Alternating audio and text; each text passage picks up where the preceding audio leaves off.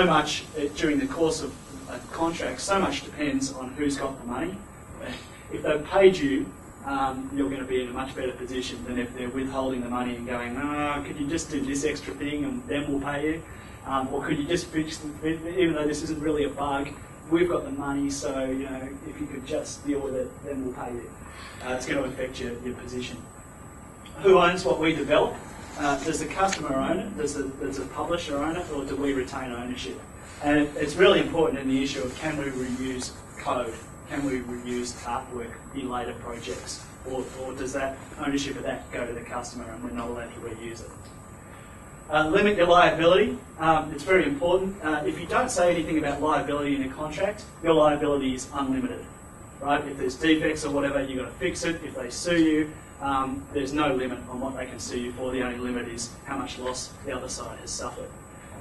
So it's usual in contracts to have some sort of limit on what your liability will be, because it's part of the sharing of the risk. There's risk, and we're both going into this project and we know that things could go horribly wrong, but is it fair for the developer to go to the wall in the event that things do go horribly wrong? Or should the parties share some of the risk by saying, okay, we'll sue you, but it won't be for more than X dollars.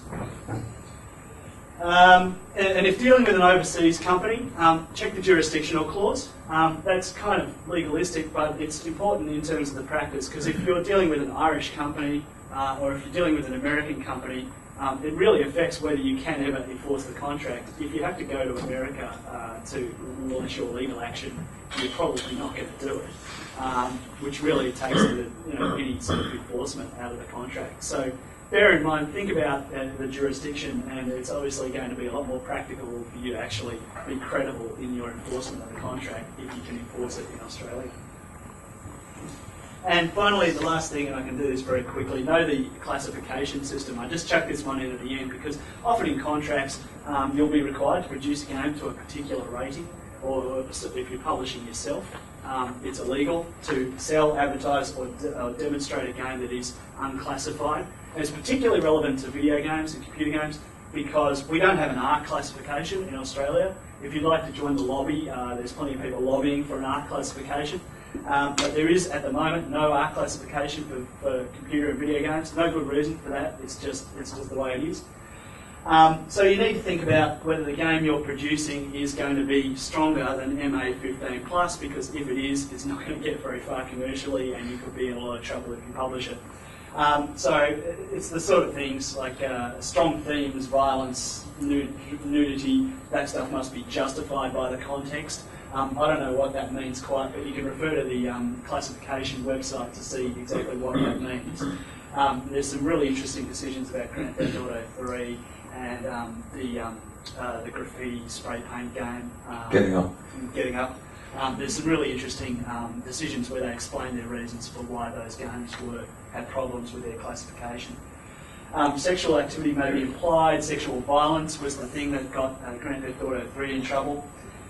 Strong coarse language may be used infrequently. Impact will be higher if the depiction is graphic or interactive. So if it's just something that's happening in the background compared to something that the gamer can actually be interactive about, then it's going to be considered more strongly.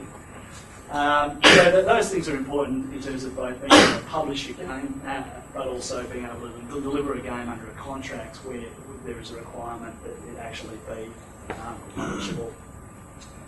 So that's a very, very quick overview of the top 5 legal issues for independent game developers. Thanks, Nick. Okay, we have time for 2 questions. So, on the subject of classification, if you're developing a little flash game to the internet, is that, and you don't get it classified, is that also illegal? Yep. Technically, yep, it is. I don't know whether they would enforce it in relation to just a flash game on the internet, but yeah, technically it is. You're not allowed to sell, advertise, or demonstrate any game. That doesn't just include big corporate games; it includes anything that's on the internet. Yeah. One more here. With the contracting stuff, so we've got a contractor who does physics, right? Who basically licenses engineers. Yep. We haven't got enough money because we're indie. So we give him a percentage of in sales. But we have a side project where we customise our game specifically for it's a racing game, so we customise it for Phillip Island. Is there any time to percentage of those? It's just going to depend on what the contract says. Yeah, So it's totally up to us to make it up. it's totally up to you to say. We're using your engine. Our license lets us use it for these purposes. So it lets us use it for this main game, but it also lets us use it for these other projects. And then the royalty provision has to say you get X% of our revenue, and our revenue means the revenue we get from either just from this game or from everything we use it for. Alright, so if the use as well as actually sale. Yeah. One more? In terms of moral right, that only applies to a work of art and not an art asset. Is that right? It applies to anything which is a copyright work. So if something were a 3D model and it was put into a game and then someone decided they didn't like the way that model was used, could they use that moral right? Assuming the company's taken ownership of it. To be safe, you would probably want to get consent from the original author. But the right of integrity is a really difficult one because it's about making changes in ways which will be damaging to the original author's reputation, but you also have to take account of what they were producing at the time. So if someone's hired to produce a 3D model for a video game, they're going to know that down the track it might be tweaked and changed and that sort of thing. It's not like they're producing a work of art to hang up in the gallery. Whereas if someone's producing something in the expectation that it'll just go straight in and there'll be no changes to it, then it might offend their right of integrity to make any changes to it. It sort of depends on whether they're producing something which is utilitarian or high art. Yeah. I think we can take one more. A question of copyright ownership during employment.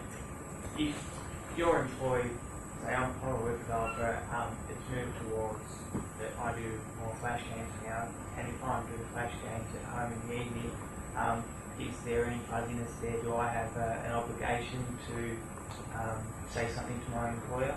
Or the answer is probably not. If you're doing it at home in your own time and you're using your own computer, it's probably outside the course of your employment. But you need to be careful about what your job description says and how broad it is. Certainly, it's not a good idea to use your employer's computers during your lunch hour to do your own private stuff because they might argue that that's in the course of your employment. Also, but ordinarily stuff you do on your own time, on your own computer is outside the course of your employment.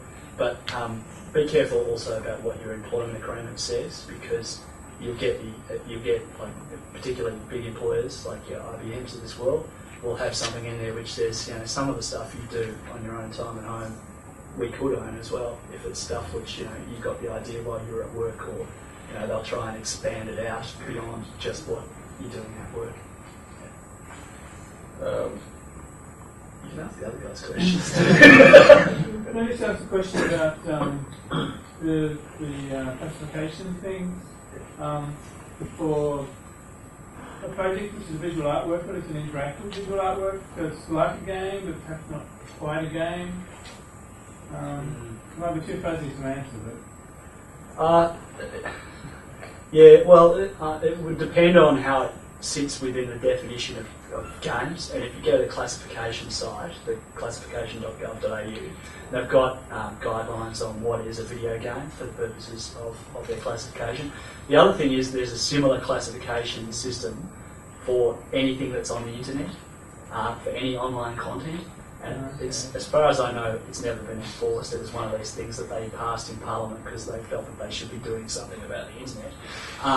But there is a system. There's a similar rating system for anything on the internet. So does that mean live or downloadable? Yeah, either. Okay. Yeah, just anything posted on the internet. So there's probably a system to cover whatever you're producing. Okay. All right. Sorry, I think we have to wrap it up there, but stick around for the next session, Independence Day. Thanks, guys.